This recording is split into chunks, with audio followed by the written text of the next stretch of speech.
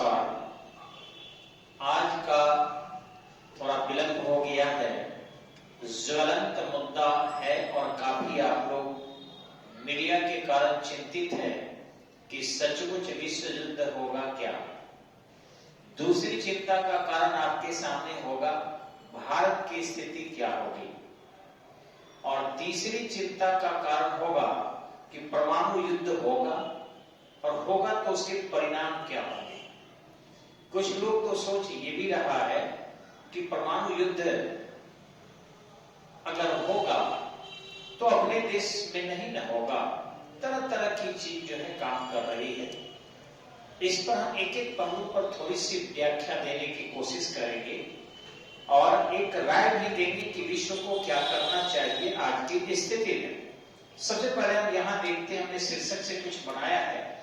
ये शीर्षक है आपका कि रूस और यूक्रेन, यानी रूस और यूक्रेन जो युद्ध हो रहे हैं, ठीक है, ये वास्तविक में युद्ध कम और एक आक्रमण ज्यादा हो गया है। मेरे पहले वीडियो में आपने देखा होगा, मैंने कहा था अंततः रूस को ही क्षति होगा, और चूंकि रूस का मित्र भारत है, अतः भारत को बहुत संयम से काम करने होंगे। भारत बहुत संयम से काम कर भी रहा है, लेकिन अब दिक्कत ये आ गई है कि आप फर्स्ट वर्ल्ड वॉर देखिए 1914 से 1918-19 तक, उसमें भी ब्रिटेन विजयी जरूर रहा, लेकिन अमेरिका ने बाजी मारा। अमेरिका एक गुलाम देश था और वो 1776 में आजाद हुआ था। फिर वो देश ब्रिटेन के ही अधीन रहकर और ब्रिटेन से आगे निकल गया। सेकेंड वर्ल्ड वॉर में अमेरिका पूरी तरह आगे निकल गया। रूस पीछा करने का प्रयास मात्र किया, लेकिन जितना पीछा करना चाहिए उतना तेज गति से रूस ने पीछा नहीं किया। और आज यही कारण है कि रूस अपने पड़ोसी देश में ही आक्रमण करके अमेरिका की बराबरी करना चाहता है। लेकिन वो दिन याद कीजिए आप, जब भारत पर चीन आक्रमण किया था 1962 में। हम भारतीय लोगों को वो दिन याद करना चाहिए। 1962 में जब भारत पर चीन आक्रमण किया था, बुरा मत मानेंगे आप सब, हम पटकाए थे, हम नीचे थे और चीन हमारे ऊपर था।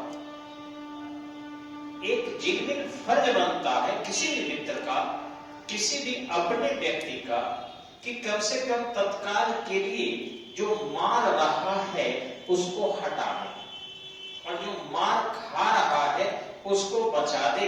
बाद में क्या होगा ये देखा जाएगा। लेकिन क्या कहा था रूस, आपको याद होगा कि भारत मेरा एक अच्छा मित्र है और चीन मेरा भाई, हम करें तो क्या करें। यानी सीधा सा था कि रूस इनडायरेक्टली चीन की मदद कर रहा था।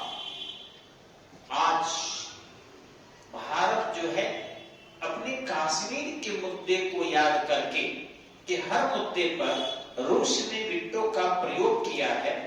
हमें कश्मीर में जब जब यूएनए में आवश्यकता पड़ी है वीटो की, रूस ने सहयोग किया है। हम पूरी तरह रूस के साथ खड़े हैं।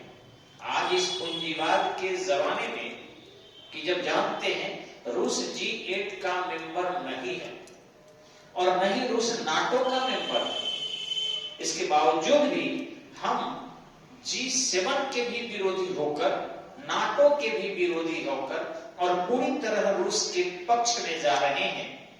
काश ये रूस उस समय समझा रहता तो आज हमारी 11.5 लाख की सेना और अप्रत्यक्ष रूप से 44 लाख की सेना एक रूस के साथ कंधे से कंधा मिलाकर खड़ी रहती। लेकिन हमें वो 62 याद है जो रूस ने अपना भूमिका अदा किया था, रूस ने अपने स्वरूप को दिखाया था। आगे आते हम एक एक शीर्षक से थोड़ा समझने का प्रयास करेंगे। देखिए यहां है यूएनओ की भूमिका मेन हमारा है कि रूस यूक्रेन संघर्ष के दौरान यूनाइटेड नेशन ऑर्गेनाइजेशन की भूमिका क्या होनी चाहिए। सबसे पहले कि यूएनओ की भूमिका पर संदेह उत्पन्न हो रहा है हमेशा। आखिर यूएनओ केवल इन 5 देशों के अंतर्गत ही क्यों काम करता? क्या यूएनओ अपने रूल्स एंड रेगुलेशन में परिवर्तन नहीं कर सकता? क्या विश्व के अन्य देशों को ध्यान नहीं दे सकता? क्या भारत जो विश्व का इतना बड़ा लोकतंत्र है, महात्मा बुद्ध का देश है, महावीर का देश है, सत्य और अहिंसा पर चलने वाला देश है, क्या इसे सुरक्षा परिषद का अस्थायी सदस्य ही बनाना चाहिए? वो भी हमें उसके अस्थायी सदस्यता के लिए जहां तहां वोट मांगना चाहिए? नहीं। तो संयुक्त राष्ट्र संघ को एक मंथन करने की आवश्यकता है कि आखिर क्या कारण है कि संयुक्त राष्ट्र संघ ये बड़े पैमाने पर होने वाले सीमाई युद्ध को भी नहीं रोक पा रहा। कहीं न कहीं वो अमेरिका के हाथ का खेला, कहीं न कहीं वो ब्रिटेन का हाथ का, फ्रांस का हाथ का एक खेल बन के रह गया है। वहां न तो 54 देश अफ्रीका के हैं, विश्व का दूसरा बड़ा महादेश है आपका अफ्रीका। आप सोचिए कि क्या अफ्रीका के एक भी देश सुरक्षा परिषद के स्थायी सदस्य है? एशिया का एकमात्र देश है तो चीन है, के अलावा क्या दक्षिण अमेरिका का कोई देश है जो विश्व के 7 महादेश हैं, 5 सुरक्षा परिषद के अस्थायी सदस्य हैं? तो क्या 6 महादेश के नहीं होना चाहिए? क्या उनके सदस्यों की संख्या बढ़ाया नहीं जाना चाहिए? तो सबसे बड़ी गलती यही है कि 24 अक्टूबर 1945 को बना ये यूएनओ आज तक सुरक्षा परिषद के अस्थायी सदस्यों की संख्या में विस्तार नहीं कर पाया। अब आप सोचिए कि क्या 75-76 साल हो गए, इस 75-76 साल के पुराने बूढ़े एक संगठन से विश्व के संघर्ष को रोका जा सकता है क्या? तो सबसे बड़ी गलती हमारी यूएनओ की है। यूएनओ में भारत जैसे देश, न केवल भारत बल्कि दक्षिण अफ्रीका है, ठीक इसी ढंग से दक्षिण अमेरिका में ब्राजील है, ठीक इसी ढंग से इधर ऑस्ट्रेलिया है, इधर आपका और देश जापान है, भारत है, इन सबको सुरक्षा परिषद में अस्थायी सदस्य होना चाहिए। आगे है आपको नाटो का हस्तक्षेप। नाटो बेवजह जहां देखिए अमेरिका के झंडे तले दौड़ता है। जो अमेरिका कह दिया नाटो मान गया। कम से कम विश्व का कोई भी संगठन इस प्रकार का अगर निर्णय थोपने लगे, वो जो कहे वही लोकतंत्र है, वह जो कहे वही शासन है, तो निश्चित रूप से ये उचित नहीं है। तभी नाटो का विश्वास गिर रहा है। नाटो अपने उद्देश्यों में सफल है, लेकिन विश्व के लिए एक प्राण घातक है और ये उचित नहीं है। अतः इस नाटो पर भी लगाम लगाना चाहिए, अथवा नाटो को रोकने के लिए जो नैम बना था, नॉन अलाइन्ड मूवमेंट, उसकी स्वरूप को बदलकर उसे मजबूत करना चाहिए, उसे आगे लाना चाहिए और इसमें भूमिका यूएनओ की होनी चाहिए। नेक्स्ट चीज है भारत क्या करे इस स्थिति में। सबसे जरूरी है कि युद्ध के बाद बहुत महंगाई बढ़ती है। भारत एक बहुत बड़ा उपभोक्ता देश है। 140 करोड़ के लगभग आबादी है। 140 करोड़ के लिए अगर आप देखें, पेट्रोल चाहिए, डीजल चाहिए, दवाइयां चाहिए, फिर बड़े पैमाने पर हमारे यहाँ मोटर पार्ट्स के इंस्ट्रूमेंट चाहिए, ये सब विश्व से जो है आयात किए जाते हैं। अगर भारत इसका स्टॉक न करे, भारत बड़े पैमाने पर अपने यहाँ के प्रोडक्ट को एक्सपोर्ट न करे और फिर विदेशी मुद्रा को अगर बचा के नहीं रखे, तो निश्चित रूप से भारत के लिए भी थोड़ी दिक्कतें आ सकती है। ऐसे भारत के पास अभी भी विदेशी मुद्रा कोष 610 अरब डॉलर से 620 अरब डॉलर के पास है। चिंता की बात उतनी नहीं है, लेकिन आरबीआई ने इधर करीबन भारत के रुपये के मूल्य में सुधार के लिए कुछ डॉलर जो है सेव किया है। करीबन 2-2.5 अरब डॉलर एक सप्ताह में जो है हमने अपने बैलेंस को बनाए रखने के लिए किया है, ये उचित नहीं है। हमें अभी संकट आने वाला है और कहीं भी संघर्ष हो, एक माइनर छोटे से जब सुनामी आते हैं तो विश्व की अर्थव्यवस्था पर प्रभाव पड़ता है, तो क्या लगता है इतने भयंकर युद्ध हुआ, इसका परिणाम नहीं भारत पर पड़ेगा, विश्व के सारे देश इससे प्रभावित होंगे। और भारत में चूंकि बहुत बड़ी आबादी है, बहुत बड़ी आबादी की आवश्यकता की पूर्ति करना है, इसलिए भारत को इससे ज्यादा सतर्क रहने की आवश्यकता है। अब भारत करे क्या यहाँ? सबसे पहले भारत का एक ही है कि रूस चूंकि भारत का मित्र है, और ऐसी स्थिति में अब चाहिए कि वो दबाव बनाए कि रूस बिना शर्त बिना कुछ किए सीधे अपने सेना को वापस ले, क्योंकि जो करना था यूक्रेन में रूस ने कर दिया है। और लेकिन इसके लिए जरूरी है कि रूस शर्त ये रखे, जो अभी बार बार कह रहा है कि परमाणु हमला करेंगे, वो शर्त रखे कि रूस पीछे हट रहा है ताकि यूक्रेन अपने व्यवस्था में सुधार लाए और वो नाटो की जो हाथ की खेल बना हुआ है वो न बने। अगर नहीं बनता है, नहीं मानता है, तो परमाणु युद्ध के विकल्प मेरे सामने खुले। तो इस तरीके से एक विश्व में अच्छी छवि रूस की उभरेगी और भारत भी ऐसे हस्तक्षेप करके अपने मित्र को बचा पाएगा। तो भारत पहले अपने इंटरनल सिक्योरिटी को मजबूत करे, क्योंकि थोड़ी सी भी विश्व युद्ध अगर हुई तो निश्चित रूप से चीन पूरी तरह बचकर रह रहा है, ताकि वो भारत के कुछ हिमालयी क्षेत्र पर हमला कर दे, कुछ तटीय क्षेत्र पर इधर हमला कर दे। इसलिए भारत को बहुत सतर्कता की आवश्यकता है, क्योंकि हमारे पास बहुत बड़ा दुश्मन हमारी सीमा पर बैठा है। साथ ही साथ जब चीन आक्रमण करेगा तो पाकिस्तान भी नहीं मानेगा, और ऐसी स्थिति में हमारे देश के अंदर भी कुछ लोग ऐसे बैठे हैं जो पाकिस्तान परस्त लोग हैं, उनसे भी सतर्कता की आवश्यकता है। युद्ध हो गया तो इसका यह मतलब नहीं कि हम हाथ पर हाथ धर के बैठे रहे। हमारी तीनों सेना को, इंटीग्रेटेड कोर को, हमारे रक्षा मंत्री को, हमारे वित्त मंत्री को फाइनेंस की व्यवस्था कहीं से मजबूत रखें, तेल के भंडार को बढ़ा दे बड़े पैमाने पर, दवाइयों को जो है उत्पादन बढ़ा दे बड़े पैमाने पर। इस तरीके से अलर्ट मोड पर देश को रखे, क्योंकि हमें जब भी युद्ध होगा दो देश से निपटना पड़ेगा, एक पाकिस्तान से और दूसरा चीन से।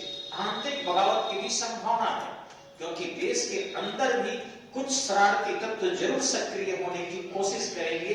वो मौका परस्त लोग हैं और विदेशी मानसिकता के कुछ लोग। आगे देखेंगे रूस का वर्तमान लक्ष्य और निर्णय क्या हो।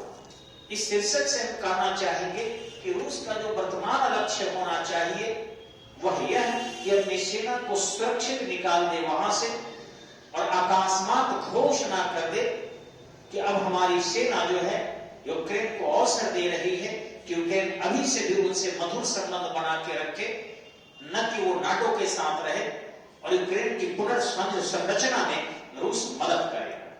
यूक्रेन की पुनर्संरचना में रूस मदद करेगा, लेकिन जेलेंस्की जैसे लोग जो कहने के लिए यूक्रेन के हैं, यूक्रेन के बर्बादी के कारण है, उन जैसे लोगों को सत्ता से बाहर करने का इंटरनल प्रयास रूस करेगा।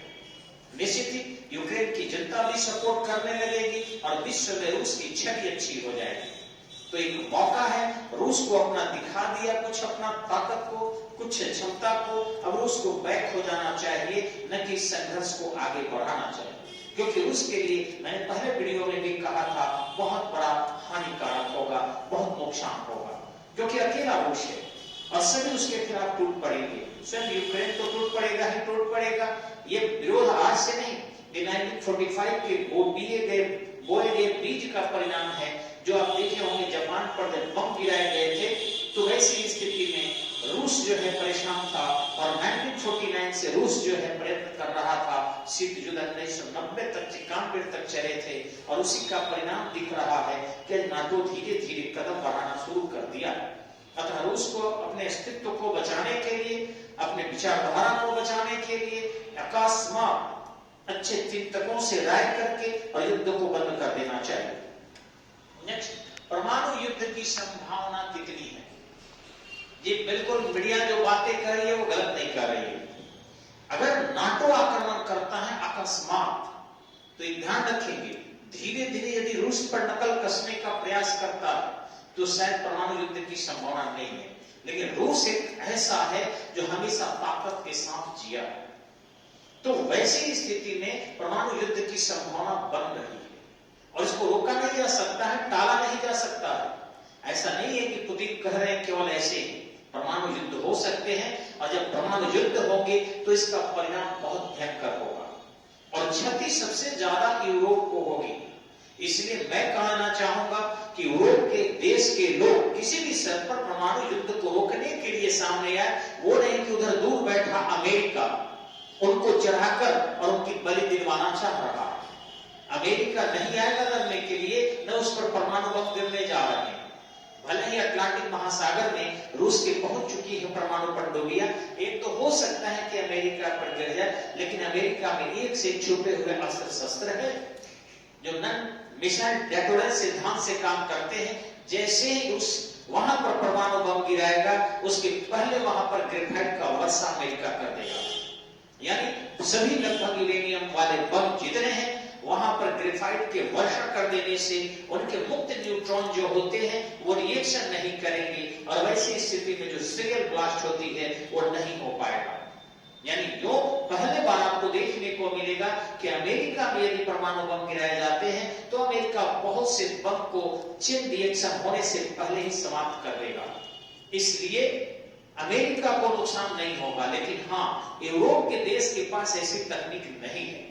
ऐसी स्थिति में यूरोप पूरी तरह मटियामेट हो जाएगा, परिणाम रूस को भी भोगना पड़ेगा। लेकिन दोनों ही, रूस भी यूरोपीय देश ही है या यूक्रेन है या ब्रिटेन है, फ्रांस है, जर्मनी है, यानी यूरोप जो है लगभग लगभग बहुत डिस्टर्ब होगा और परिणाम अन्य देशों को भी भोगना पड़ेगा। तो हम कहना चाहेंगे कि ऐसे संभावनाएं हैं। अतः रूस को ज्यादा दबाने की आवश्यकता नहीं, उसे प्यार से चुचकार कर जिन तरीकों से हो परमाणु युद्ध को रोकना ही जो बाइडेन का एक सफल निर्णय होगा। अन्यथा यदि उनकी इच्छा है तो शायद रूस तो बर्बाद होगा ही, साथ ही पूरी तरह यूरोप समाप्त हो जाएगा।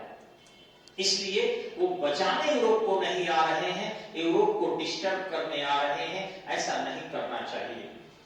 रही बात क्या विश्व युद्ध तीसरा होगा, जी आपको बता दें कि तीसरे विश्व युद्ध के लिए जरूरी नहीं कि 20 कंट्री घोषित रूप से ही लड़ रहे हैं। ये तीसरा विश्व युद्ध ये होने वाला नहीं है, ये कई बार हो चुका। जब ऑलरेडी इराक के खिलाफ मैंने पहले भी कहा था कि नाटो के देश आक्रमण किए थे, अफगानिस्तान के खिलाफ नाटो के देश आक्रमण किए थे, तो क्या एक ही देश थे नाटो?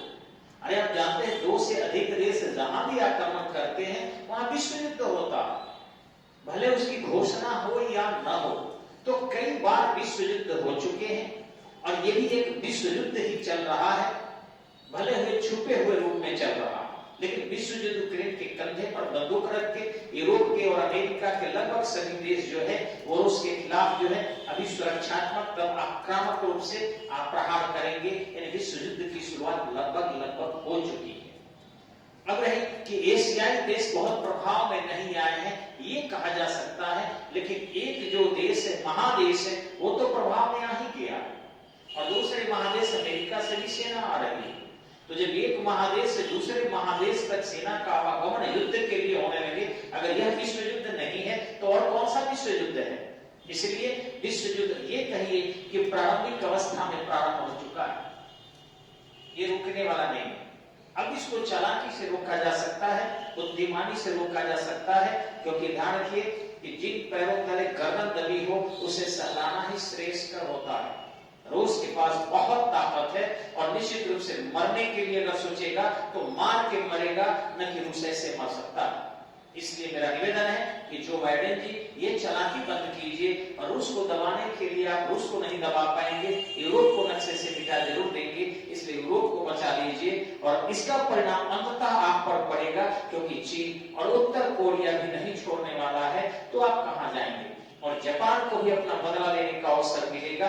भले ही आज जापान कह रहा है कि पुतिन जो है परमाणु युद्ध की मूड बना लिए हैं ड्यू टू योर प्रेशर, ताकि ये लगे कि जापान कह रहा है, लेकिन जापान के लोगों को भी हिरोशिमा और नागासाकी याद है कि हिरोशिमा और नागासाकी पर 6 अगस्त 1945 को जो आपने कहर बरपाया था, निश्चित ही वहां के लोगों को यहाँ एक टिस अंदर होगी। अतः आप चाहें तो बचा सकते हैं। उसका एक ही तरीका है कि सीधे जो है आपको ज़ेलेंस्की को मनाएं और साथ ही पूरी तरह जो है विश्व को एक रिक्वेस्ट करें कि रूस पर जितना हो सके भावनात्मक दबाव बनाकर उसे बैक होने के लिए कहा जाए। नेक्स्ट है, क्या सभ्यता का अंत संभव है? एक लाइन में उत्तर है नहीं। ये ध्यान रखेंगे कि ये आक्रमण जरूर हो रहे हैं, इसका दुष्परिणाम जरूर दिखाई पड़ेगा, लेकिन हाँ, सभ्यता का समाप्ति नहीं होगा, क्योंकि सभ्यता की समाप्ति प्रकृति में अनेक आपदाएं अभी तक आई है, न हुआ है न होगा। अब कष्ट होते रहे हैं, उससे बड़ी त्रासदी अभी कोरोना से हम लोग गुजरे। आगे है, विश्व अर्थव्यवस्था पर क्या प्रभाव पड़ेगा? ये निश्चित ही विश्व की अर्थव्यवस्था पर प्रभाव पड़ना प्रारंभ हो गया है। जो सीमेंट का रेट 270 रुपए बोरी था, वो अभी 360 रुपए बोरी हो गया है। जो आपके 5200 रुपए क्विंटल छड़ थे, स्टील थे, अब आपको 6500 रुपए छड़ हो चुके हैं, क्योंकि बहुत सारे केमिकल्स जो है लोहे के प्यूरिफिकेशन में प्रयोग किए जाते हैं, उसके एक्सट्रैक्शन में प्रयोग किए जाते हैं। तो ऐसी स्थिति में वो सब उन्हीं देशों से आते हैं जो यूरोपीय देश है। उनको भारत तक लाने में जो है अब दूर से यात्रा करना पड़ रहा है। बहुत सारे जहाजें युद्ध में प्रयोग की जा रही है, तो महंगाई तो शुरू हो चुका है, भले ये नजर नहीं आ रहा, क्योंकि कोरोना के बहुत बड़े मार से हम लोग अभी जस्ट उबरने का प्रयास कर रहे हैं, इसलिए लग रहा है कि महंगाई की मार नहीं दिख रही है। लेकिन सच्चाई है कि दिख रहा है, और युद्ध अगर अभी भी खत्म हो जाए तो शायद अर्थव्यवस्था पर जो प्रभाव है लगभग 2 साल दिखेगा, क्योंकि जितने भी बम थे, जितने भी सैनिक थे मारे गए, शहर उजड़े हैं, उनके जो है डेवलपमेंट में खर्च किया जाएगा। मारने वाला भी और मरने वाला भी दोनों जो है क्षति की स्थिति में रहते हैं। एक की क्षति ज्यादा होती है, एक की कम क्षति होती है। कोई दोनों देश छोटा देश नहीं है, इसलिए प्रभाव तो पड़ेगा, अर्थव्यवस्था पर पड़ना प्रारंभ हो चुका है।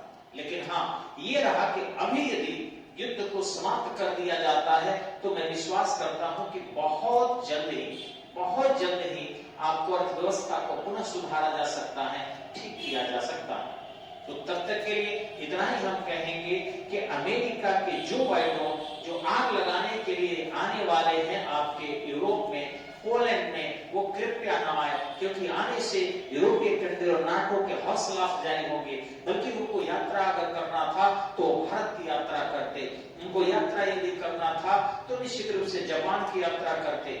निश्चित ही जब भारत में उनकी यात्रा का प्रभाव अलग पड़ता, चीन में उनकी यात्रा का प्रभाव अलग पड़ता, चीन के राष्ट्रपति को अपने यहाँ बुला लेते, इसका प्रभाव अलग पड़ता, स्वयं मास्को की यात्रा कर देते, स्वयं पुतिन से डायरेक्ट वार्ता करते, इसका प्रभाव अलग पड़ता। न कि आप पोलैंड जैसे देश में आकर और उकसाने का काम करने का निर्णय लिए हैं, इससे क्षति होगी। क्योंकि ध्यान रखेंगे, कोई भी आक्रमण बिना गिदगिदाए नहीं करता। मैंने पहले वीडियो में भी कहा था कि बहुत रूस को गिदगिदाया गया था, बहुत परेशान किया गया था, अंततः मरता क्या नहीं करता। रूस कोई बेवकूफी में निर्णय नहीं लिया है, सोच समझकर निर्णय लिया है, परिणामों के बारे में समझकर निर्णय लिया है, दुष्परिणाम का मूल्यांकन करके निर्णय लिया है। अतः परमाणु युद्ध करने से भी नहीं चुकेगा। इसलिए अमेरिकी राष्ट्रपति और ईवेनो को और विश्व के शांति प्रिय लोगों से निवेदन है कि वो एक प्रेशर बनाए, मीडिया के लोग भी एक प्रेशर बनाए कि जो बाइडेन अथवा नाटो और उसको न उकसाए और परेशान न करे, बल्कि यथाशीघ्र जो है समझौते के रास्ते पर चलकर युद्ध को जो है समाप्त किया जाए। और पुतिन जी को भी चाहिए कि अब अपनी बेइज्जती अब बाकी है, अभी तक तो आप रणबां पूरे हैं, अब हो सकता है कि आपको परेशानी हो जाए, इसलिए आप प्रतिष्ठा के लिए आप अपना सेना वापस ले लीजिए, आक्रमण को रोक दीजिए, तब जाकर रूस की प्रतिष्ठा बच पाएगी। अन्यथा आक्रमण आपने पहले किया है तो सफेद झंडा आप ही को उठाना पड़ेगा और उस दिन कितनी बेइज्जती आपको होगी। इसी कुछ अपने विचारों के साथ अभी तक का कुछ जानकारी मैंने शेयर किया है। अच्छा लगे तो कुछ जरूर हमें राय विचार देंगे, अगले वीडियो में कुछ और जानकारी मैं दूंगा। धन्यवाद, नमस्कार।